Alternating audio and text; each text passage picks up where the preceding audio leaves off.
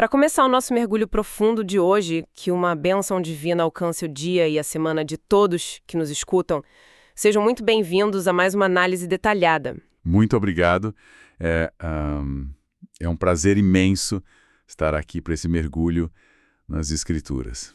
E a nossa missão hoje é, explorar um dos textos mais dramáticos e eu diria até visualmente impressionantes de todas as Escrituras, né?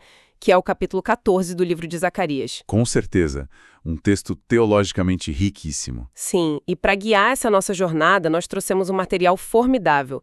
Nossas fontes incluem o texto direto da Bíblia de Estudo NAA e os comentários exegéticos muito aprofundados do teólogo F. Duane Lancy. E o que torna as fontes de hoje tão cativantes, sabe, é a jornada monumental que elas nos propõem. Nós vamos analisar o que os estudiosos chamam de o retorno do rei. O Messias, no caso. Isso, o Messias e o estabelecimento definitivo do seu reino milenar. A beleza absoluta desse texto e o que a nossa exegese de base destaca com tanta precisão é a transição brutal que acontece ao longo desses 21 versículos. É uma mudança drástica. Totalmente. Nós começamos em um cenário de caos completo, guerra, destruição iminente em Jerusalém e terminamos em um estado de paz governamental e santidade absolutas. É, sem dúvida, uma narrativa de extremos muito profundos. Com certeza. E, como sempre, nosso objetivo aqui é relatar e analisar fielmente o que essas fontes trazem, desempacotando a visão escatológica final de Zacarias, para que quem nos ouve possa compreender a complexidade dessas imagens proféticas. Exatamente, tem muita coisa aí. Então, sem mais demoras, vamos direto ao texto. Ok, vamos desvendar isso. O capítulo começa com uma cena que é francamente aterradora. Sim, muito pesada. O texto descreve o dia do Senhor. E na literatura profética, esse dia não começa com festa ou celebração. Ele começa com todas as nações da terra reunidas para uma batalha colossal contra Jerusalém. Uma coalizão global. Isso. A cidade é tomada e as descrições são duras de ler, sabe? As casas são saqueadas, as mulheres sofrem violência e metade da população é levada para o cativeiro. É o colapso total da defesa da cidade. É um cenário de desolação militar e civil total. Enquanto um remanescente é deixado para trás, provavelmente sob o controle de tropas de ocupação ali mesmo. E o que é fascinante aqui é como o comentário que estamos usando contextualiza esse evento dentro da cronologia escatológica, né? A exegese do Lindsay explica que essa invasão inicial representa severas punições durante o período da tribulação. Aquela fase que o pessoal associa à campanha do Armagedon. Precisamente, a fase final do Armagedon. As fontes nos mostram que as nações gentílicas estão sitiando a cidade de forma implacável. Mas tem um detalhe psicológico e até tático muito interessante no versículo 1. Qual seria? Ele revela muito sobre a mentalidade dos atacantes. O texto diz que os despojos de Jerusalém são repartidos no meio da própria cidade. Nossa, lendo as notas da nossa exegese, esse detalhe realmente me chamou a atenção, fiquei impressionada. É chocante, não é? Sim, isso denota uma arrogância tática absurda. É como se os invasores estivessem tão confortáveis, tão certos da aniquilação total da defesa de Jerusalém, que eles nem sentem a necessidade de recuar para os seus acampamentos com que eles saquearam. Exato. Eles não têm pressa, não têm medo de um contra-ataque. Nenhuma precaução? Eles dividem os espólios ali mesmo, nas ruas tomadas. Perfeita observação. Isso demonstra uma falsa sensação de segurança inabalável por parte dos conquistadores. Eles acreditam que a vitória é definitiva e parece genuinamente o fim da linha para a cidade e para o povo. Mas aí as coisas mudam de figura. Mudam completamente. É justamente no auge desse desespero humano, quando o trabalho de destruição parece quase concluído e a esperança inexiste, que ocorre a grande virada do capítulo. O texto afirma que o próprio Senhor sairá e lutará contra essas nações. Ele mesmo entra na batalha. Sim, e a análise aponta que o termo original para sairá, no contexto militar do Antigo Oriente Próximo, é um termo técnico. É específico para um rei que marcha à frente do seu exército para a batalha. O Senhor assume de forma literal e tangível o papel de um guerreiro intervindo na história. É uma virada muito impressionante. O que nos leva diretamente para os versículos 4 e 5, que descrevem uma intervenção física que, olha, é difícil até de visualizar. É quase cinematográfico. Muito. O texto diz que naquele dia os seus pés estarão sobre o Monte das Oliveiras. E para quem tem familiaridade com os textos do Novo Testamento, as fontes fazem questão de cruzar essas referências. Um cruzamento fundamental. Sim, porque esse é o exato local de onde o Messias ascendeu no livro de Atos. Ele retorna para o exato ponto de partida. Mas o impacto físico dessa chegada é formidável. O monte simplesmente se fende ao meio, de leste a oeste. O impacto geográfico e histórico dessa intervenção divina é colossal.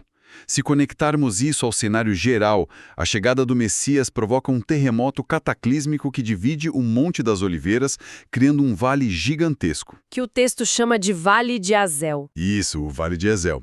E a exegese nos lembra que isso não é apenas um efeito visual grandioso para demonstrar poder. Tem um propósito prático, tangível e salvífico. Ah, sim, a rota de fuga. Exatamente. Essa fenda monumental cria uma rota de fuga de emergência direta para o remanescente judeu que ainda estava preso dentro da cidade sitiada. É uma imagem de resgate poderosa, né? Uma rota de fuga aberta, literalmente rasgando uma montanha ao meio. E o texto faz questão de ancorar essa promessa numa realidade histórica traumática. O terremoto. Isso. Zacarias menciona que o povo fugirá, assim como fugiu do terremoto nos dias de Uzias, o rei de Judá. Esse é um dos pontos mais ricos nas fontes que estamos analisando hoje. Zacarias usa um evento histórico real e devastador para dar peso à sua profecia. O comentário menciona que esse terremoto nos dias de Uzias foi um evento traumático tão marcante que ficou gravado na memória coletiva de Israel por gerações. Fica como um marco de destruição. E tem um eco histórico fascinante fora da Bíblia que os nossos materiais trazem. O historiador Flávio Joséfo documentou que aquele terremoto antigo foi considerado um juízo divino direto sobre o rei Uzias. Ah, especificamente por causa do templo, certo? Exato. Por ele ter tentado assumir funções sacerdotais no templo, queimando incenso de forma ilícita. Então Zacarias está comunicando algo profundo. É como se dissesse: lembram daquele terror absoluto que nossos antepassados viveram quando a terra tremeu pelo juízo divino? Vai ser na mesma proporção. Exatamente. Será com essa magnitude física, mas dessa vez o próprio Senhor, acompanhado de todos os seus santos, estará descendo para intervir e salvar. Aqui é onde a coisa fica realmente interessante. Porque depois dessa intervenção militar e desse terremoto de proporções assim inimagináveis, o próprio planeta parece mudar o seu funcionamento básico. A ordem cósmica se altera. Sim, entramos nos versículos de 6 a 11 e a ordem natural das coisas, a meteorologia, a geografia, tudo vira de cabeça para baixo. Zacarias descreve um dia singular. Sem precedentes. Temos a suspensão da transição normal de luz e trevas. O texto diz que não haverá luz, mas também não haverá frio e gelo. E mesmo depois de anoitecer, ainda será dia claro. E a paisagem se altera também com as águas. Verdade. Águas vivas começarão a fluir de Jerusalém, rasgando a paisagem continuamente o ano todo. A água flui dividida, uma parte em direção ao Mar Morto e a outra para o Mediterrâneo. O que vemos aqui, segundo a análise detalhada das fontes de hoje, é um retorno a condições quase primordiais. É um forte eco das descrições do Jardim do Éden. Mas agora no reino milenar. Isso, centralizado em Jerusalém durante o reinado milenar. A exegese explica que esses fenômenos naturais sem precedentes, essa alteração cósmica da luz e essa provisão contínua de água viva, marcam a instauração definitiva do Messias como rei sobre toda a terra. É uma declaração teológica massiva. O reinado deixa de ser local para assumir um escopo mundial absoluto. O versículo 9 é categórico ao afirmar que só o Senhor será o único, e único será o seu nome. E se elimina toda e qualquer idolatria da face da terra. E sobre as mudanças topográficas que você mencionou agora há pouco, elas são radicais e carregadas de significado. Sim, a exegese aponta uma verdadeira terraplenagem milagrosa. O texto fala de uma área gigantesca, abrangendo desde Geba, que marcava a fronteira norte de Judá, até Rimon, bem ao sul de Jerusalém. Uma extensão enorme. Toda essa região, que historicamente é montanhosa e bem acidentada, será transformada numa planície, semelhante a Arabá, que é aquela grande depressão do Vale do Jordão. Exato, o relevo inteiro da nação é alterado com um propósito teológico e físico muito claro: garantir que Jerusalém seja exaltada e se sobressaia na paisagem. A cidade será literalmente elevada. Fica em destaque no topo. E a precisão topográfica de Zacarias nos versículos seguintes é notável. Para provar para os seus leitores originais que a cidade será totalmente habitada e estará em segurança permanente, o texto cita pontos de referência antigos da muralha. Sim, os portões. Ele demarca desde o portão de Benjamim, passando pelo portão da esquina, até a torre de Hananel e os lagares do rei. A análise de Lindsay aponta que mencionar esses portões e torres específicos indica a reconstrução e a habitação da cidade inteira, de ponta a ponta. Jerusalém será habitada e não haverá mais maldição de destruição sobre ela. A segurança finalmente será inabalável. E enquanto Jerusalém experimenta essa exaltação topográfica e essa segurança tão gloriosa, o destino dos exércitos sitiantes daquelas nações inimigas é descrito de uma forma incrivelmente gráfica e macabra. É um contraste muito forte. Os versículos 12 a 15 detalham a praga terrível que o Senhor trará sobre eles. A carne, os olhos e a língua dos inimigos apodrecerão enquanto eles ainda estiverem de pé. É assustador. É uma imagem muito perturbadora, mas que demonstra a severidade absoluta do juízo divino. Além disso, o texto relata que uma grande confusão cairá sobre eles, de modo que levantarão a mão uns contra os outros. É o ápice do juízo e uma reversão completa de papéis e fortunas.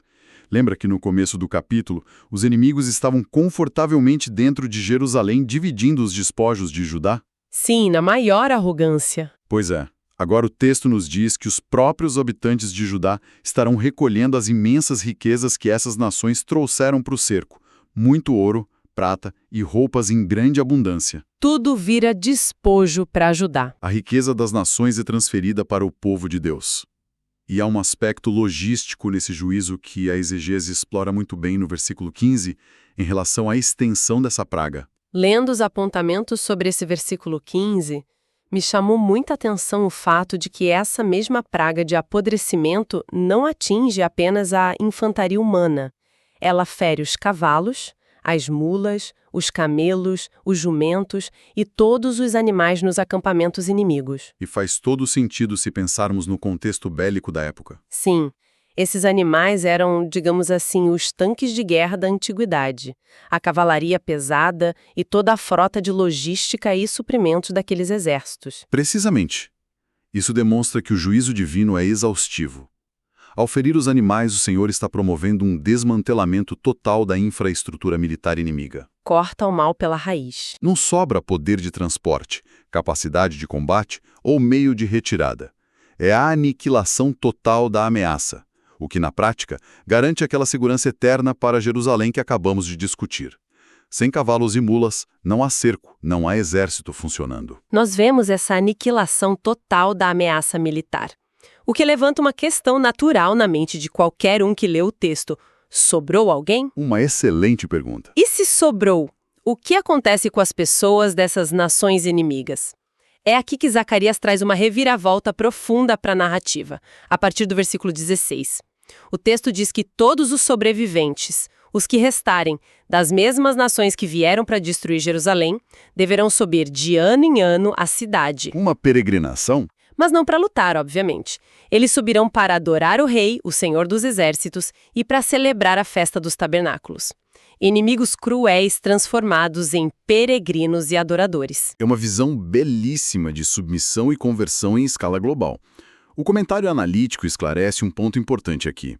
Esses sobreviventes não se tornam prosélitos judeus no sentido rigoroso do Antigo Testamento, mas eles passam a participar de uma nova ordem religiosa mundial. Uma ordem instituída pelo Messias. Isso. Uma ordem que abrange tanto judeus quanto gentios e que é totalmente centrada na adoração em Jerusalém. E a escolha da festa dos tabernáculos aqui é teologicamente riquíssima. O que a exegese diz sobre isso? Historicamente, era a festa que lembrava a peregrinação no deserto e celebrava a colheita final do ano agrícola, reconhecendo a provisão e a proteção absolutas de Deus.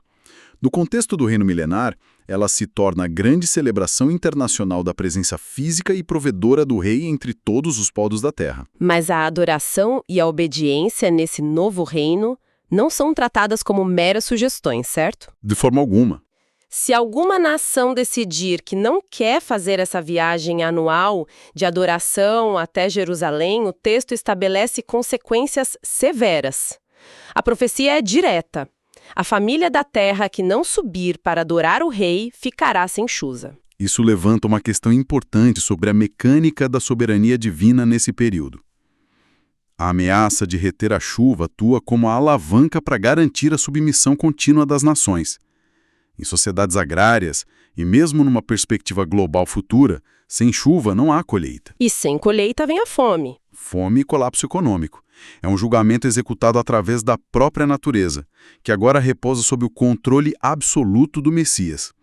Mas aqui, a exegese do F. Duane Lindsay traz um dos pontos de observação mais fascinantes de toda a sua análise, chamando a atenção para o versículo 18 e o caso específico do Egito. Sim. Lendo comentário exegético sobre o caso do Egito, eu achei fantástico como a geografia se cruza com a teologia para fechar qualquer brecha. É brilhante. Do ponto de vista geográfico e histórico, a agricultura egípcia não depende das chuvas diretas para sobreviver. Ela depende da inundação periódica do rio Nilo. Então, numa leitura puramente técnica, os egípcios poderiam ser arrogantes e pensar, bem, se o castigo internacional por não ir a Jerusalém é a falta de chuva, nós estamos seguros. Temos a nossa própria água. Exato. Eles poderiam pensar, nós temos o Nilo, nosso sistema de irrigação não precisa que chova nas nossas cabeças, como as outras nações precisam. Exatamente. Seria uma aparente brecha geográfica no sistema de juízo divino, mas o texto profético de Zacarias não deixa absolutamente nenhum espaço para essa presunção. O profeta especifica nominalmente o Egito, afirmando que se eles não subirem, a mesma praga e o mesmo castigo virão sobre eles também. A regra vale para todos. Eles sofrerão as consequências da seca e da falta de provisão de maneira contundente, não importa o quanto confia no seu rio milenar ou na sua topografia. O que o texto nos ensina, de forma brilhante, é que nenhuma nação está isenta, e ninguém pode usar vantagens naturais ou geográficas para escapar da soberania universal do Messias. A dependência dele será total. É incrível como o texto original antecipa e cobre todas as bases. O que nos encaminha para os versículos finais da nossa análise, o 20 e o 21, onde o foco se volta inteiramente para o conceito de santidade. E a imagem que Zacarias usa para ilustrar isso é extremamente vívida. É o clímax da mensagem. Ele diz que a frase "Santo ao Senhor" estará gravada até nas campainhas, nos sinos, que enfeitam os cavalos. Mais do que isso, as panelas comuns usadas para cozinhar em Jerusalém e em Judá serão tão sagradas quanto as bacias diante do altar no templo. Teologicamente falando, essa é a grande culminação de todo o livro de Zacarias. A análise explica magistralmente o peso institucional e religioso disso. No contexto do Antigo Testamento, a frase "Santo ao Senhor" não era uma frase de para-choque. Não era algo que se via em qualquer lugar. Era uma inscrição sagrada, gravadíssima e exclusiva, que ficava na placa de ouro puro, amarrada à testa do sumo sacerdote. Representava o ápice intocável da pureza cerimonial de Israel. O acesso a essa santidade era restrito, e agora Zacarias profetiza que essa mesma inscrição adornará o equipamento dos cavalos nas ruas públicas. Animais de carga comuns. Sim, e as panelas de cozinhar, itens absolutamente triviais do dia a dia, da vida privada, carregarão a mesma santidade das bacias sagradas usadas pelos sacerdotes para aparar o sangue dos sacrifícios no altar. Ou seja, há uma implosão das categorias antigas. O que a exegese nos mostra é a completa eliminação da dicotomia entre o que o mundo antigo considerava sagrado e o que considerava secular ou comum. Exatamente. Historicamente, Havia espaços rigorosamente demarcados, áreas sagradas, objetos sagrados e pessoas sagradas, separados por pesadas cortinas e leis rigorosas, enquanto o resto do mundo era comum ou profano. Aquela divisão clássica. No cenário do reino milenar descrito aqui, a presença purificadora e o governo direto do Messias irradiam com tanta força a partir de Jerusalém que toda a vida cotidiana, do transporte nas ruas à preparação do alimento nas cozinhas, se torna um ato de adoração puro. Tudo é consagrado. A santidade permeará cada aspecto microscópico da vida pública e privada. E o comentário encerra a análise destacando um último detalhe vital do versículo 21. Naquele dia, não haverá mais comerciantes, ou como a raiz da palavra original pode ser traduzida, cananeus, na casa do Senhor dos Exércitos. Isso tem um peso simbólico forte. Muito. Os cananeus aqui simbolizam não apenas a impureza cerimonial e moral, mas também a mercantilização perversa do sagrado. Sem essa corrupção, o templo e a totalidade da vida do povo finalmente se tornam o ambiente adequado, incontaminado e plenamente preparado para o Senhor habitar em sua totalidade. É uma transformação absoluta e arrebatadora do início ao fim do capítulo.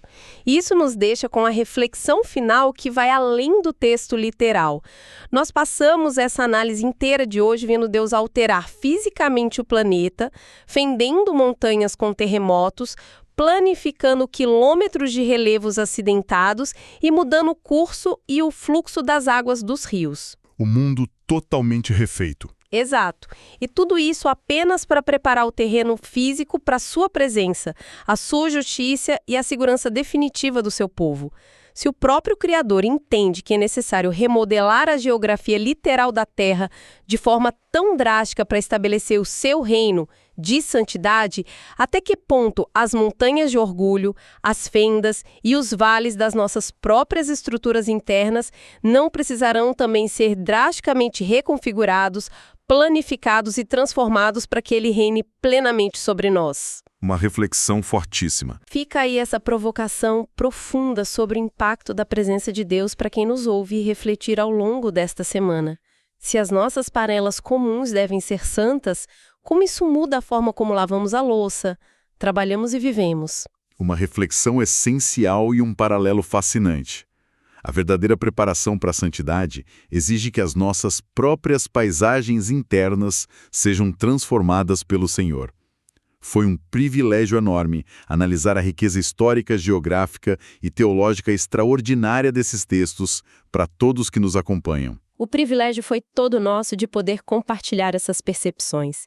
E ao finalizar o nosso mergulho de hoje, que Deus abençoe todos os ouvintes.